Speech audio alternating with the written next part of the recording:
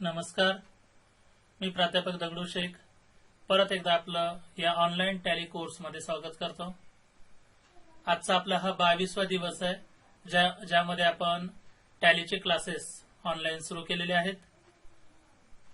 5 जून 2020 पासून आपण online batch सुरू केलेली आहे आणि या 1 ते 1.5 महिन्यामध्ये आपण आतापर्यंत 21 व्हिडिओ दिलेले आहेत। त्यासोबतच अनेक असाइनमेंट्स घेतलेले आहेत।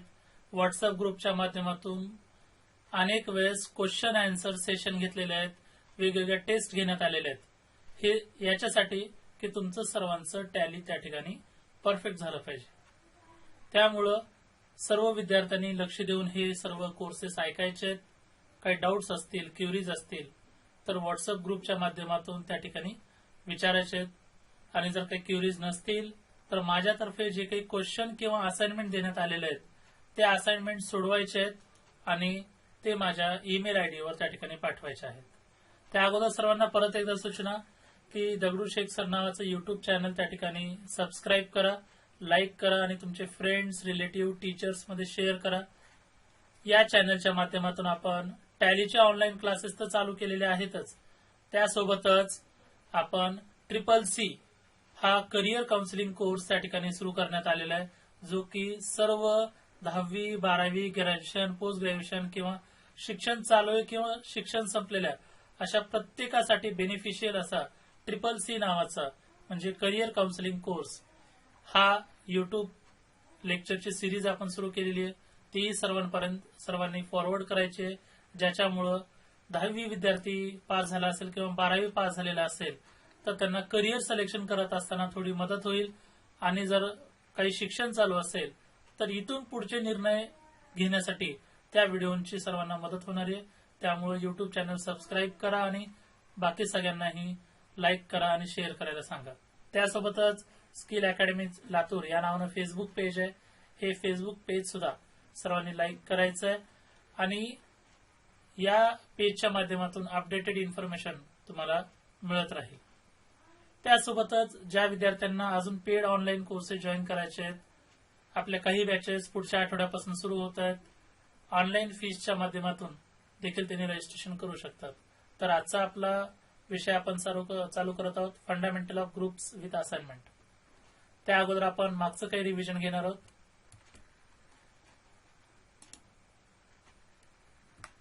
आतापर्यंत आपण डिफरन्स बिटवीन ग्रुप आणि लेजर हा फरक पाहिलेला आहे की ledger means actual account which is used in transaction. Transaction मध्ये जे ऍक्च्युअल अकाउंट वापरलं जातं त्याला लेजर असं म्हणण्यात येतं आणि त्याला जे काही हेडिंग किंवा टायटल दिलं जातं त्याला ग्रुप असं म्हणलं जातं। फॉर एक्झाम्पल सॅलरी हे लेजर आहे, पण सॅलरी आपल्या व्यवसायाचा खर्च आहे म्हणजे एक्सपेन्सेस आहे, तर एक्सपेन्सेस या ठिकाणी ग्रुप आहे। कमिशन रिसिव्ड हे लेजर आहे तर इन्कम हे त्याचे ग्रुप आहे।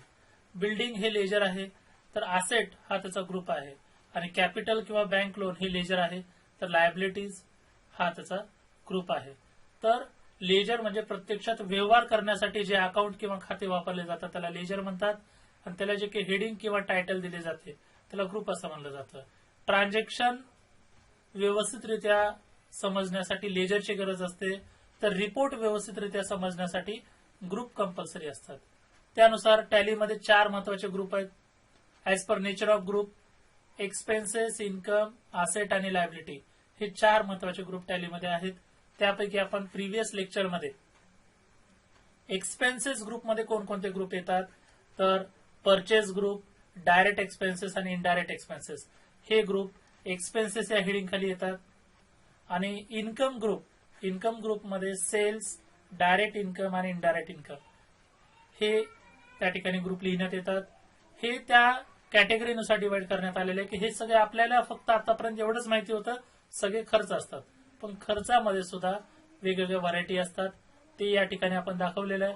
आणि इन्कम मध्ये सुद्धा वेगवेगळ्या व्हरायटीज असतात ते सुद्धा या ठिकाणी दाखवण्याचा प्रयत्न करण्यात आलेला आहे। जसं की या अकॅडमीचं टार्गेट आहे job and business oriented education with quality training, तर माझ्यातर्फे ट्रेनिंग देणं त्या ठिकाणी सोपं आहे, परंतु त्यासोबतच तुमच्याकडून प्रॅक्टिस देखील होणं महत्वाचं आहे।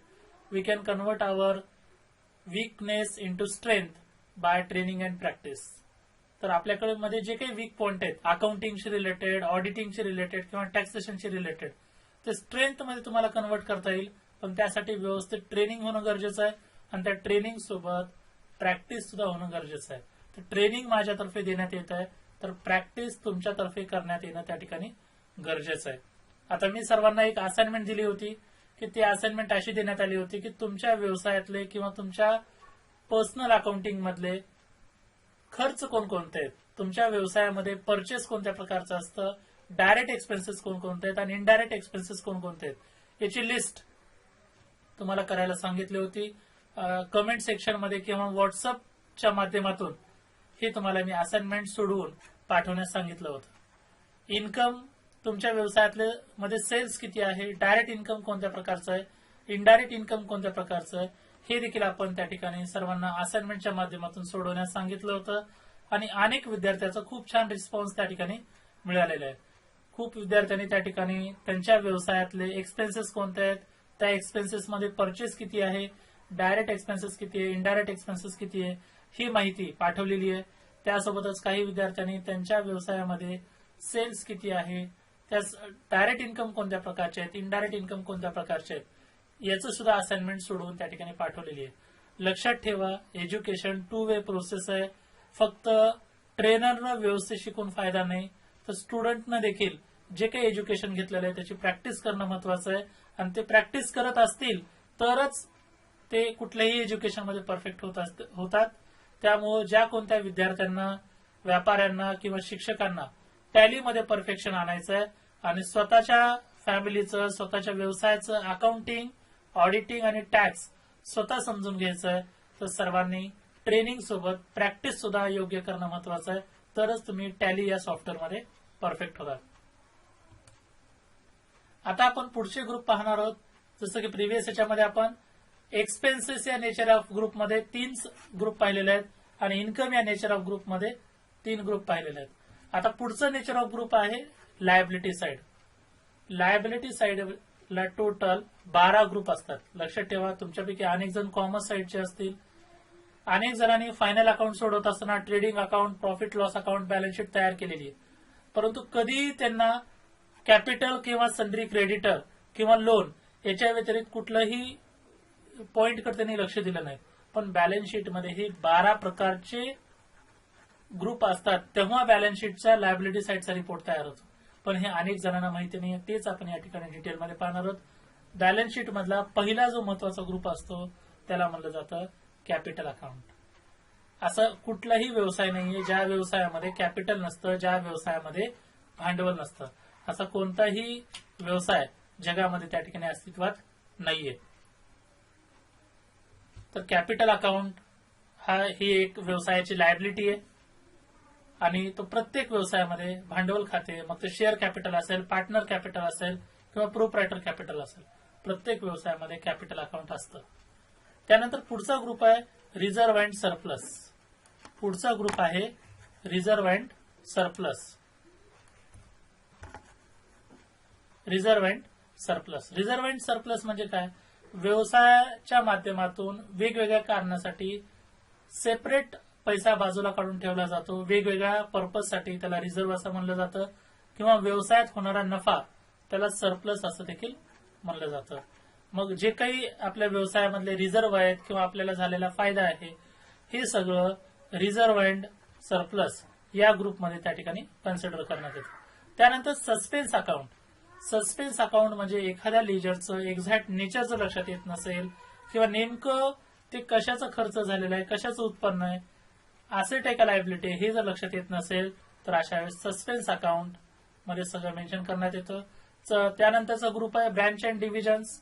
आपल्या व्यवसायाच्या जर एकापेक्षा जास्त जर शाखा असतील, ब्रँचेस असतील, तर ब्रँच अँड डिव्हिजन या ग्रुपचा वापर करण्यात येतो. लक्षात ठेवा, आतापर्यंत आपण जेवढं काही लायबिलिटी साइडमध्ये पाहिलेलं आहे एवढंच लक्षात घेतलेलं आहे की हे सगळं आपलं देणं आहे. पण लायबिलिटीमध्ये सुद्धा अनेक व्हरायटी असतात. त्या व्हरायटी आपण या ठिकाणी पाहत आहोत की देणं म्हणजे एक प्रकारचं देणं नसतं. सगळं प्रत्येक देणं वेगळं आहे. व्यवसायाचं भांडवल वेगळं असतं, व्यवसायाचं रिझर्व्ह अँड सरप्लस वेगळं असतं, व्यवसायाचं सस्पेन्स अकाउंट वेगळं असतं, व्यवसायाचे ब्रँचेस वेगळे असतात. ही सगळी व्यवसायाची लायबिलिटीज आहे. पण ह्या लायबिलिटीमध्ये वेगवेगळ्या व्हरायटीज आहेत, ते या ठिकाणी आपण पाहत आहोत. त्यासोबत पुढचा ग्रुप आहे करंट लायबिलिटी. करंट लायबिलिटी म्हणजे शॉर्ट टर्म लायबिलिटी, जी लायबिलिटी आपल्याला विदिन सम टाइम, काही वेळामध्ये त्या लायबिलिटीचं आपल्याला रिपेमेंट करावं लागतं. शॉर्ट टर्म साठी जी लायबिलिटी असते अशा लायबिलिटीला टॅलीमध्ये करंट लायबिलिटी असं कन्सिडर करण्यात येतं. त्यानंतर पुढचा ग्रुप आहे ड्युटीज अँड टॅक्सेस. पुढचा जो ग्रुप आहे महत्वाचा त्याला म्हणलं जातं ड्युटीज अँड टॅक्सेस. आपल्या व्यवसायामध्ये देण्यात येणारे वेगवेगळ्या प्रकारचे taxes, goods and service tax जसं की जीएसटी, इन्कम टॅक्स, टीडीएस, या सर्व प्रकारच्या टॅक्सेसला ड्युटीज अँड टॅक्सेस असं कन्सिडर केलं जातं. त्यानंतर पुढचा ग्रुप आहे प्रोव्हिजन. प्रोव्हिजन म्हणजे तरतूद करणे, काहीतरी प्रोव्हिजन केली असं आपण म्हणतो की एखाद्याचं देणं बाकी आहे, एखाद्याला आपण पेएबल आहे, एखाद्याचं balance salary payable. Salary paid आणि सॅलरी पेएबल दोघात फरक आहे. सॅलरी पेड इनडायरेक्ट एक्सपेन्सेस आहे, खर्च आहे, पण सॅलरी पेएबल म्हणजे देणं बाकी आहे. लक्षात ठेवा, हा फरक आहे पेड आणि पेएबल मध्ये. सॅलरी पेड म्हणजे खर्च आहे, त्याला ग्रुप देतो आपण इनडायरेक्ट एक्सपेन्सेस, पण सॅलरी पेएबल हे प्रोव्हिजन आहे म्हणजे देणं बाकी आहे. तर असे वेगवेगळ्या प्रकारचे पेएबल, प्रोव्हिजन, ते त्याच्यासाठी टॅलीमध्ये ग्रुप आहे प्रोव्हिजन. त्यानंतर sundry creditor. Account of suppliers. सप्लायरचा अकाउंट ज्यांच्याकडून आपण उधार खरेदी करतो त्याला टॅलीमध्ये सन्ड्री क्रेडिटर असा ग्रुप त्या ठिकाणी वापरण्यात येतो. त्यानंतर लोन्स लायबिलिटी. करंट लायबिलिटीमध्ये आपण पाहिलं होतं शॉर्ट टर्म लायबिलिटी, परंतु आपल्याकडे लॉंग टर्म लायबिलिटी असेल तर अशा लेजरला त्या ठिकाणी ग्रुप दिला जातो लोन्स लायबिलिटी. त्यानंतर पुढचा ग्रुप आहे सेक्युअर्ड लोन. सेक्युअर्ड लोन म्हणजे विथ सिक्युरिटी, काहीतरी सिक्युरिटी देऊन कर्ज घेतलेलं आहे, अशा लोनला टॅलीमध्ये सेक्युअर्ड लोन असा ग्रुप त्या ठिकाणी दिला जातो. फॉर एक्झाम्पल बँकेकडून लोन घेतलेलं आहे, कोणतीही बँक तुम्हाला विदाऊट मॉर्गेज लोन देत नाही. विथ मॉर्गेज जर लोन असेल, काहीतरी तारण ठेवून जर कर्ज तुम्हाला बँकेनं दिलं असेल तर त्याला टॅलीमध्ये ग्रुप दिला जातो सेक्युअर्ड लोन. पुढचा प्रकार आहे लोनचा अनसेक्युअर्ड लोन. तुम्ही तुमच्या मित्रांकडून, फ्रेंड्सकडून, रिलेटिव्हकडून किंवा पार्टनरकडून तात्पुरत्या स्वरूपासाठी कर्ज घेतलंय आणि त्यासाठी कसल्याही प्रकारचं डॉक्युमेंटेशन तुम्ही केलं नाहीये किंवा काही मॉर्गेज ठेवलं नाहीये, न मॉर्गेज घेता तुम्हाला कर्ज मिळालेलं आहे, अशा प्रकारच्या लोन्सना त्या ठिकाणी अनसेक्युअर्ड लोन असं कन्सिडर करण्यात येतं. मग त्याला आपण अनामत असं देखील म्हणतो की तात्पुरत्या स्वरूपासाठी पैसे घेतो आणि पैसा आला की परत करतो. याला अनसेक्युअर्ड का म्हणलं जातं? कारण की याच्यासाठी कसल्याही प्रकारचं डॉक्युमेंटेशन नसतं किंवा कसल्याही प्रकारचं मॉर्गेज देण्यात किंवा घेण्यात येत नाही, म्हणून अशा लोनला अनसेक्युअर्ड लोन असं कन्सिडर करण्यात येतं. त्यानंतर पुढचा ग्रुप आहे bank OD. OD means overdraft. आपल्या एखाद्या बँकेत करंट किंवा सीसी अकाउंट आहे तर एक्स्ट्रा पैसे जर बँकेतून उचलायचे असतील तर त्याला बँक ओडी असा ग्रुप दिला जातो. ओव्हरड्राफ्ट म्हणजे बँकेमध्ये जेवढं बॅलन्स आहे त्याच्यापेक्षा जास्त पैसे विड्रॉ करणं, त्याला बँक ओडी असं म्हणलं जातं. मग असे जर कोणते लेजर असतील तर त्याला टॅलीनं सेपरेट ग्रुप दिलेला आहे बँक ओडी. पहा, लायबिलिटीमध्ये हे 12 प्रकारचे ग्रुप असतात. आतापर्यंत जास्तीत जास्त कॉमर्स स्टुडंट असतील किंवा नॉन कॉमर्स स्टुडंट असतील, लायबिलिटी म्हणजे एवढंच माहित आहे, भांडवल, सप्लायर, कुणाचं देणं, लोन आहे एवढंच माहिती. परंतु आपल्या व्यवसायामध्ये या 12 प्रकारच्या लायबिलिटी असतात. या 12 प्रकारच्या लायबिलिटी आपल्या व्यवसायामध्ये असतात, हे सगळ्यांना कळणं महत्वाचं आहे. आणि प्रत्येक व्यवसायात या लायबिलिटीचा वापर होतो. त्याच्यामुळे याच्या पुढे लक्षात घ्या, लायबिलिटी म्हणजे फक्त एकच प्रकारची लायबिलिटी नसते, तर ह्या 12 प्रकारच्या लायबिलिटी टॅलीमध्ये अस्तित्वात आहेत. किंवा प्रत्यक्षात व्यवसायात जरी तुम्ही कोणत्या लक्ष दिलात, तुम्ही जर व्यापारी असताल तर तुमचा बिझनेस व्यवस्थित चेक करा.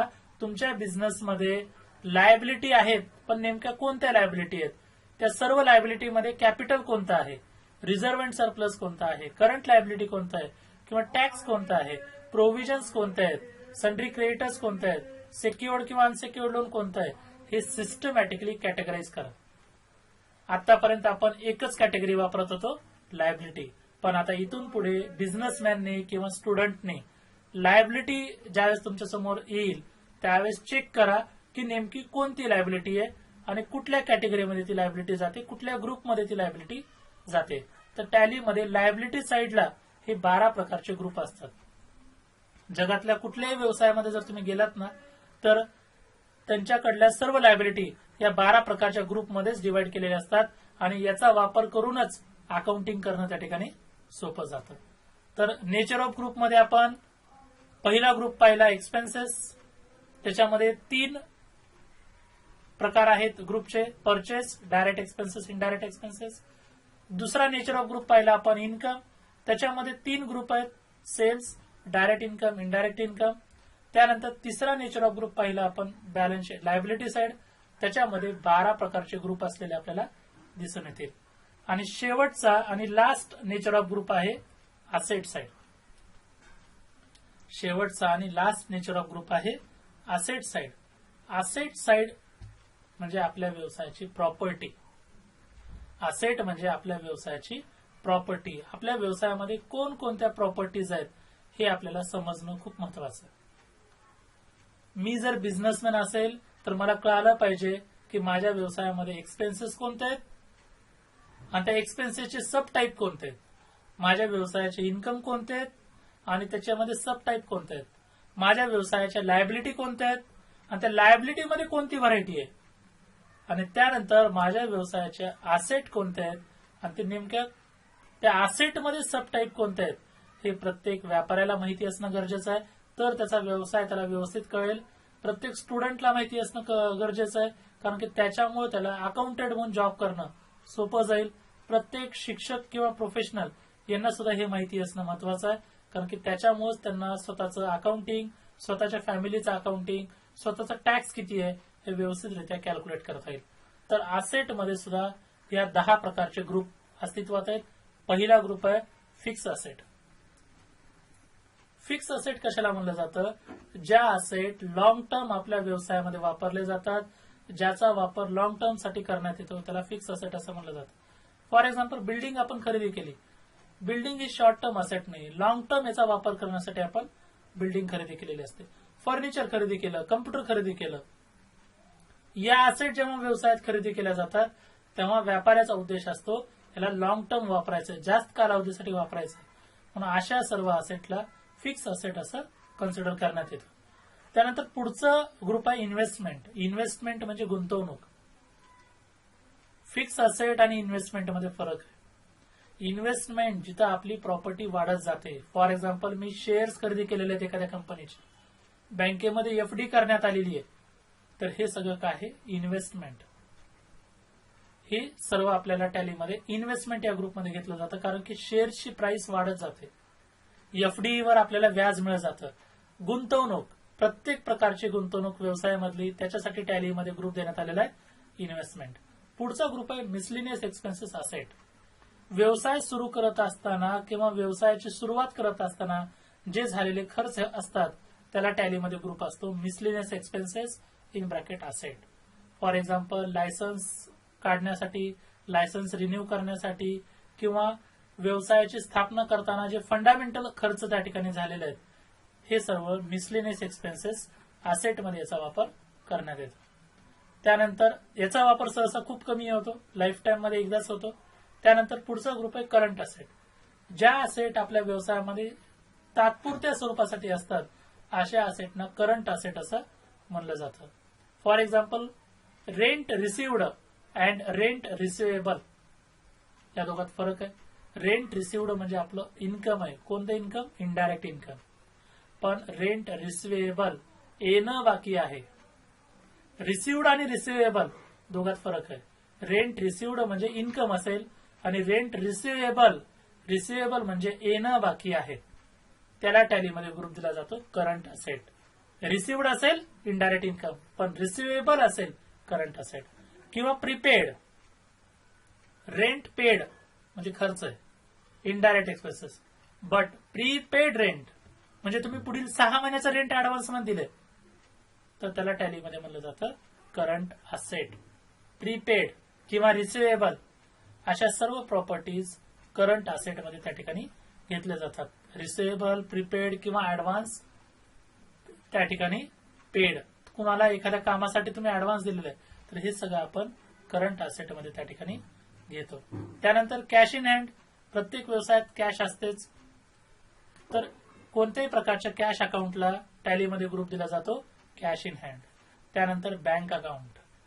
ज्या बँकेत करंट किंवा सेव्हिंग अकाउंट असतं त्याच अकाउंटला टॅलीमध्ये बँक अकाउंट असा ग्रुप असं देण्यात येतो. असं का करण्यात येतं? करंट किंवा सेव्हिंग अकाउंटमध्ये जो पैसा असतो तो व्यवसायाची असेट असते आणि ती असेट आहे, त्यामुळे त्याला आपण ग्रुप काय देतो? बँकेत आहे म्हणून त्याला बँक अकाउंट असा ग्रुप त्या ठिकाणी देण्यात येतो. प्रिव्हियस स्लाइड मध्ये आपण पाहिलं होतं बँक ओडी. बँक ओडी हे आपली लायबिलिटी आहे, कारण की आपण एक्स्ट्रा पैसे उचलतो. बँकेत पैसे नसताना देखील आपण पैसे उचलतो म्हणून ती आपली लायबिलिटी आहे. पण करंट किंवा सेव्हिंग अकाउंट मध्ये आपल्या व्यवसायाचे पैसे असतात आणि ती आपली प्रॉपर्टी असते आणि ते बँकेत आहेत, त्यामुळे त्याला बँक अकाउंट असा ग्रुप दिला जातो आणि ही एक प्रकारची ऍसेट आहे. लक्षात ठेवा, आपल्या व्यवसायाचे पैसे जर बँकेत ठेवण्यात आले असतील तर ती आपली ऍसेट आहे, पण बँकेकडून जर पैसे उचलण्यात आले असतील तर ते बँक ओडी किंवा लोन असेल. त्यानंतर पुढचा ग्रुप आहे sundry debtor. Account of customers to whom we sell the goods on credit. कस्टमरचं अकाउंट, ज्याला उधार वस्तू विकण्यात येते, ज्याला उधार वस्तू विकण्यात येते त्याला सन्ड्री डेटर असं म्हणलं जातं. मग असं कुठलाही कस्टमर ज्याला उधार वस्तू विकण्यात आलेली आहे अशा सर्व अकाउंटला टॅलीमध्ये ग्रुप दिला जातो सन्ड्री डेटर्स. त्यानंतर पुढचा ग्रुप आहे स्टॉक इन हँड. आपल्याकडे जो ओपनिंग स्टॉक आहे, क्लोजिंग स्टॉक आहे, वर्क इन प्रोग्रेस आहे, फिनिश्ड गुड्स आहे, जो काही स्टॉक आपल्या व्यवसायात आहे. स्टॉक म्हणजे काय? आपल्या व्यवसायात जे शिल्लक वस्तू आहेत त्याला स्टॉक असं म्हणलं जातं. आपण प्रत्येक व्यवसायात परचेसचे व्यवहार करतो, सेल्सचे व्यवहार करतो. परचेस समजा 100 क्वांटिटी केलेल्या आहेत आणि एक 60 क्वांटिटी जर सेल झालेल्या आहेत, जो शिल्लक आहे 40 क्वांटिटी त्याला टॅलीमध्ये स्टॉक असं म्हणलं जातं. जो शिल्लक माल आहे त्याला स्टॉक असं कन्सिडर केलं जातं. तर त्याला ओपनिंग स्टॉक, वर्षाच्या सुरुवातीला जो स्टॉक असतो त्याला ओपनिंग स्टॉक असं म्हणलं जातं. क्लोजिंगला जो स्टॉक असतो त्याला क्लोजिंग स्टॉक किंवा प्रोसेसिंग मध्ये जो स्टॉक आहे त्याला वर्क इन प्रोग्रेस. तर या सर्व लेजर्सना त्या ठिकाणी टॅलीमध्ये ग्रुप दिला जातो स्टॉक इन हँड. त्यासोबतच पुढचा ग्रुप आहे डिपॉझिट असेट. तुम्हाला एखादं दुकान किरायानं घ्यायचंय, दुकान किरायानं घेण्याच्या अगोदर आपल्याला तिथं डिपॉझिट द्यावं लागतं, त्याला रेंटल डिपॉझिट असं म्हणतात. किंवा एखाद्या कंपनीची एजन्सी घ्यायची आहे, फ्रँचायझी घ्यायची आहे, तर त्या ठिकाणी आपल्याला डिपॉझिट द्यावं लागतं. ती डिपॉझिट आपली असेट असते, कारण की उद्या चालून जे शॉप तुम्ही किरायानं घेतलं होतं ते जर शॉप सोडायची गरज पडली तर तुमचं डिपॉझिट परत मिळतं. किंवा एजन्सी जर सोडवायची ठरवली आपण, तुमचं डिपॉझिट परत मिळतं. तर अशा सर्व प्रकारच्या डिपॉझिट्सला टॅलीमध्ये डिपॉझिट असेट असा ग्रुप देण्यात येतो. किंवा नवीन इलेक्ट्रिसिटीचं कनेक्शन घ्यायचं आहे तर तुम्हाला तिथं डिपॉझिट भरावं लागतं. हे सर्व डिपॉझिट तुमची प्रॉपर्टी असते, कारण या ठिकाणी तुम्हाला ती डिपॉझिट परत मिळतं. ज्यावेळेस तुम्ही ते काम संपवताल ती डिपॉझिट परत मिळतं. त्यामुळे अशा सर्व लेजर्सना rental deposit, electricity deposit, agency deposit, security deposit, सगळ्या प्रकारच्या डिपॉझिट्सला टॅलीमध्ये डिपॉझिट असेट असं म्हणण्यात येतं. त्यानंतर 10वा ग्रुप आहे लोन्स अँड ऍडव्हान्सेस असेट. ज्यावेळेस आपण दुसऱ्याकडून लोन घेतलं, म्हणजे आपल्या व्यवसायाने जर दुसऱ्याकडून लोन घेतलेलं असेल तर ते लोनचे 2 प्रकार असतात, सेक्युर्ड किंवा अनसेक्युर्ड लोन. विथ मॉर्गेज जर कुणाकडून जर कर्ज आपल्या व्यवसायाने घेतलं असेल त्याला सेक्युर्ड लोन असं म्हणलं जातं. आणि विदाऊट मॉर्गेज जर विदाऊट डॉक्युमेंटेशन कर्ज घेतलेलं असेल अनसेक्युर्ड लोन म्हणलं जातं. परंतु आपण जर दुसऱ्याला लोन दिलं ती आपली प्रॉपर्टी आहे, त्याला टॅलीमध्ये ग्रुप दिला जातो लोन्स अँड ऍडव्हान्सेस असेट. किंवा तुम्ही एखाद्या पार्टीला, एखाद्या व्यक्तीला ऍडव्हान्स पेमेंट केलेलं आहे तर असं लेजर लोन्स अँड ऍडव्हान्सेस मध्ये घेण्यात येतं. किंवा एखादा एम्प्लॉई आहे त्याला तुम्ही पुढील महिन्याची सॅलरी ऍडव्हान्स दिलेली आहे तर हे सगळं ऍडव्हान्स लोन्स अँड ऍडव्हान्सेस मध्ये त्या ठिकाणी घेण्यात येतं. तर अशा पद्धतीनं हे असेटचे 10 ग्रुप असलेले आपल्याला दिसून येतील. टोटल 28 ग्रुप आपण आतापर्यंत पाहिलेले आहेत. 28 ग्रुपमध्ये मेन टॅलीचे 4 नेचर ऑफ ग्रुप आहेत. ते कोणते आहेत हे सर्वांना माहिती असणं लक्षात ठेवा. तुम्हाला जर अकाउंटिंग, ऑडिटिंग आणि टॅक्सेशन मध्ये जर परफेक्ट व्हायचं आहे तर हे 4 नेचर ऑफ ग्रुप माहिती असणं महत्वाचं आहे आणि परफेक्ट करणं देखील त्या ठिकाणी महत्वाचं आहे. ते कोणते आहेत? पहिला ग्रुप आहे एक्सपेन्सेस आणि त्याच्यामधले सब टाईप, त्याच्यामध्ये 3 ग्रुप आहेत. दुसरा नेचर ऑफ ग्रुप आहे इन्कम, त्याच्यामध्ये 3 ग्रुप आहेत. त्यानंतर तिसरा नेचर ऑफ ग्रुप आहे लायबिलिटी, त्याच्यामध्ये 12 ग्रुप असलेले आपल्याला दिसून येतील. आणि चौथा नेचर ऑफ ग्रुप आहे असेट. असेट मध्ये 10 ग्रुप असलेले आपल्याला दिसून येतील. असं टोटल टॅलीमध्ये 28 ग्रुप दिलेले असतात आणि सगळ्या व्यवसायाचं अकाउंटिंग या 28 ग्रुपवरच अवलंबून आहे. त्या 28 पैकी 4 नेचर ऑफ ग्रुप आहेत. या 4 ग्रुप पासून 28 ग्रुप तयार झालेले आहेत. याच्या पुढे जर तुम्हाला विचारण्यात आलं तर एक्सपेन्सेस मध्ये किती ग्रुप येतात? 3. इन्कम मध्ये किती ग्रुप येतात? 3. लायबिलिटी साइडला किती ग्रुप आहेत? तर 12. आणि असेट साइडला किती ग्रुप आहेत? तर 10. असे सगळे मिळून फायनल अकाउंट तयार करत असताना 28 ग्रुप असलेले आपल्याला दिसून येतील. तर आजच्या लेक्चरमध्ये आपण 4 नेचर ऑफ ग्रुप बद्दल डिटेलमध्ये डिस्कशन केलेलं आहे. ग्रुप आणि लेजर मधला फरक काय हे देखील समजून सांगितलेलं आहे. लक्षात ठेवा, तुम्हाला जर परफेक्ट अकाउंटंट जर व्हायचं आहे तर त्या ठिकाणी तुम्हाला ग्रुप आणि लेजर मधला फरक कळणं महत्वाचं आहे.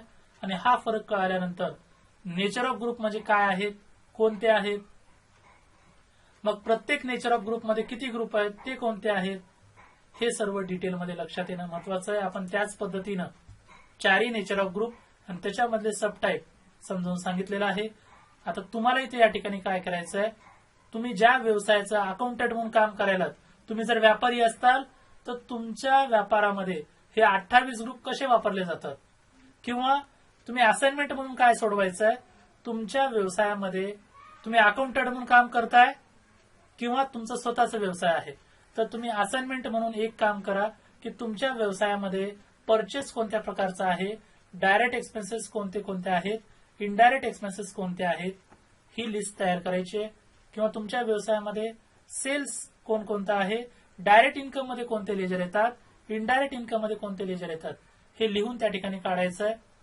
त्यासोबत तुमच्या व्यवसायामध्ये लायबिलिटी आहेत, लायबिलिटीमध्ये कॅपिटल आहे का नाही, रिझर्व्ह आणि सरप्लस आहे की नाही, किंवा ह्या 12 पैकी कोणती लायबिलिटी तुमच्या व्यवसायात आहे. असं नाहीये की ह्या सगळ्याच लायबिलिटी सगळ्याच व्यवसायात असतात, असं नसतं. काही व्यवसायामध्ये याच्यापैकी 2-4 लायबिलिटी असतात, काही व्यवसायामध्ये 6 लायबिलिटी असतात, किंवा काही व्यवसाय अशा आहेत की सगळ्याच प्रकारच्या व्हरायटी असतात.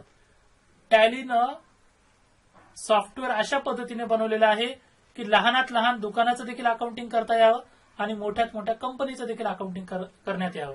त्यामुळं काही व्यवसायामध्ये याच्यापैकी 2-3 लायबिलिटी असतील, काही व्यवसायामध्ये सगळ्याच असतील. त्यामुळं प्रत्येक व्यापाऱ्यांनी तुमच्या व्यवसायातल्या लायबिलिटी कोणत्या आहेत आणि त्या लायबिलिटीच्या व्हरायटी कोणत्या आहेत ही लिस्ट त्या ठिकाणी तयार करायची आहे. त्यासोबतच असेट आहेत, सगळ्याच असेट आहेत, पण त्या असेटमध्ये कोणकोणते असेट तुमच्या व्यवसायामध्ये आहेत, फिक्स असेट कोणते आहेत, इन्व्हेस्टमेंट आहेत का नाही. असेटमध्ये सुद्धा सगळ्या असेट असतीलच असं नाही. फॉर एक्झाम्पल, माझ्याकडे बिल्डिंग आहे पण माझी कुठल्याच कंपनीमध्ये इन्व्हेस्टमेंट नाही, तर इन्व्हेस्टमेंट माझ्या व्यवसायामध्ये नसेल. तर ह्या 10 असेट पैकी काही जणांकडे सगळ्या असेट असतील, काही जणांकडे 2-3 असतील, किंवा काही जणांकडे याच्यापैकी एखादीच असेट असेल. तर ही लिस्ट त्या ठिकाणी काढायची. तुम्ही जर व्यापारी असताल तर तुमच्या व्यवसायातले एक्सपेन्सेस कोणते आहेत, इन्कम कोणते आहेत, लायबिलिटी कोणते आहेत आणि असेट कोणते आहेत हे लिहायचं आहे.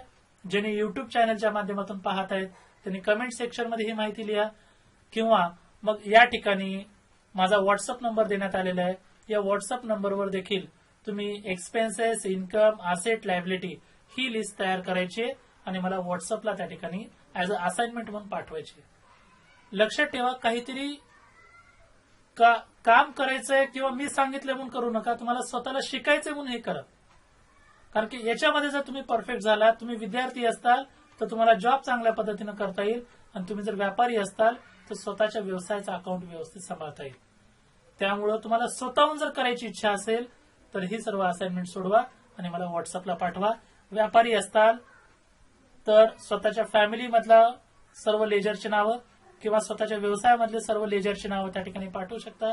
आणि तुम्ही जर विद्यार्थी आहात आणि तुम्हाला हे माहिती नाहीये नेमकं, तर तुम्ही गुगल सर्च मध्ये जायचंय आणि types of asset, types of liabilities, types of indirect expenses, types of direct expenses, types of indirect income असं सर्च करा आणि त्याच्यामध्ये जे लिस्ट मध्ये नावं येतील ते नावं तुम्ही टाईप करून मला पाठवू शकता. तर आजच्या लेक्चरमध्ये आपण इथं डिटेलमध्ये घेतलेलं आहे. हे सर्व लेक्चर जर तुम्हाला आवडत असतील तर अकॅडमीच्या युट्यूब चॅनलला सबस्क्राईब करा, फेसबुक पेजला सबस्क्राईब करा, आणि त्यासोबतच तुम्हाला जर काही डाऊट्स किंवा क्वेश्चन्स असतील तर व्हॉट्सअपच्या माध्यमातून विचारायचं आहे, समजलं असेल तर. आणि जर सर्व समजलेलं असेल तर त्या ठिकाणी मी जे काही असाइनमेंट दिलेले त्या असाइनमेंट सोडवून पाठवायचे आहेत. तर भेटूयात पुढील लेक्चरमध्ये. धन्यवाद.